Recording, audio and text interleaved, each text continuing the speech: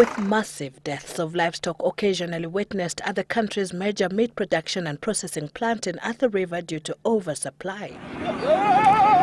Farmers like Sheikh Dabaso Ali Dogo, who lives in Mandera, Isiolo County, about 500 kilometers away from the Kenya Meat Commission, have no other market to depend on except the local butchery.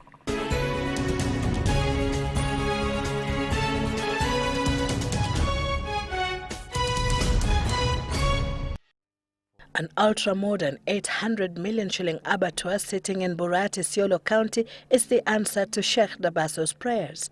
Finally, there are prospects of a market for his livestock right in his home county. He says he had numerous unpleasant experiences at the Kenya Meat Commission. Iko siku nililala siku 16 nikiwa na mbuzi. Kila asubuhi nauza moja, hiyo nakula leo. Ile nyingine nauza asubuhi, nazunguka kama saa 7 saa 8 nauza moja. Hiyo tena nakula. Sasa mbuzi haina soko. Mimi nakuja, nilirudi mkono tupu. Narudi Boma, naanza kuuza mbuzi nyingine. Nairobi ndio. Narudi mkono tupu kabisa.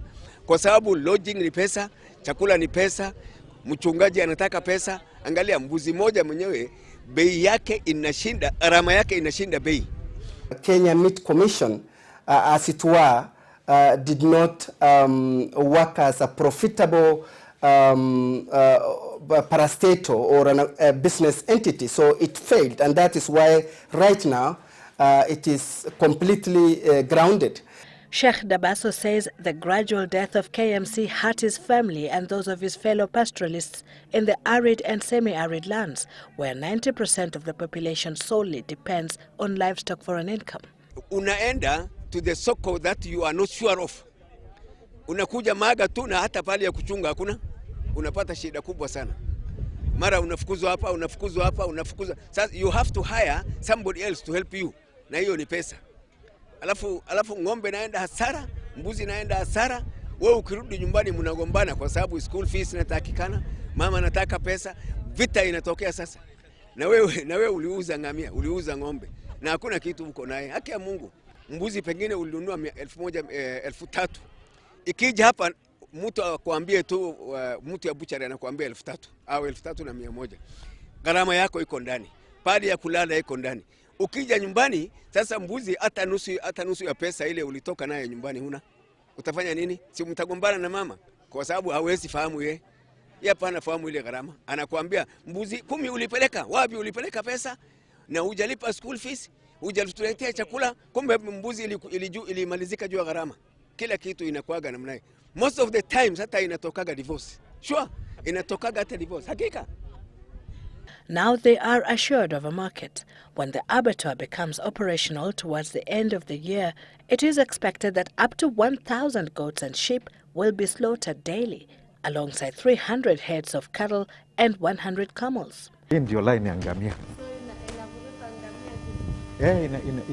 Ngamia ikienda juu, inavuruta juu, iko kitu inaitwa rollers.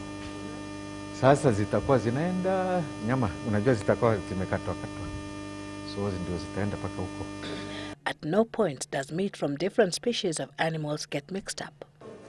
The way I've said, hii ni camel line, this is the cattle line, na hiyo ni small stock. Unajua ni 3. Hiyo ni line ya sheep and goat. We are looking at an export of units of about 10,000 per month, which is actually a huge thing. But of course, we are already talking to some of the potential investors who are asking for up to 50,000, beef exports per month to the markets. To handle that capacity, it means thousands of animals will be arriving here on hooves and by trucks daily. Isiolo is actually strategically at the center of the funnel, something called the funnel, in the sense that it is the largest route for animals even coming from other counties, including Marsabit, Wajir, Mandera, and even Garissa. Many of those livestock come through Isiolo on their way to the market. Therefore, the volume of trade is very huge. The livestock population census of 2009 indicates that there are 17 million animals in Kenya, the drylands hosting 12 million of them. The potential of the livestock industry in the country is clearly enormous but underharnessed.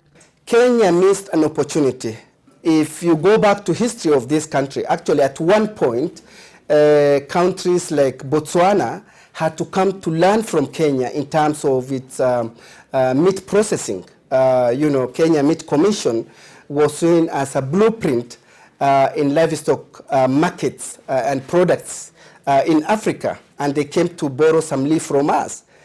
But midway, Kenya somehow struggled. It did not actually take opportunity to develop livestock economy. A report by the Intergovernmental Authority on Development in 2012 estimated the livestock industry earns Kenya at least 320 billion shillings every year. Yet this is far below the potential of the industry that keeps suffering from cyclic droughts. Between 2008 and 2011, the country is estimated to have lost 950 billion shillings worth of livestock. This is going to be a huge remedy in terms of avoiding catastrophe of loss of livestock because of the droughts. 124,000 hectares of land has been set aside as a holding ground. The animals are expected to stay there for 21 days to ensure they are disease-free.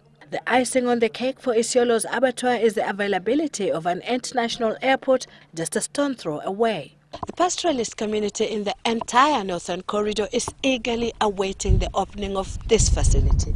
It is anticipated that it may just bring to an end the misery the community has endured due to droughts, and it comes with a promise for a wider market beyond the country to the Middle East and possibly Europe. Sylvia Chebet, Citizen TV, Isiolo.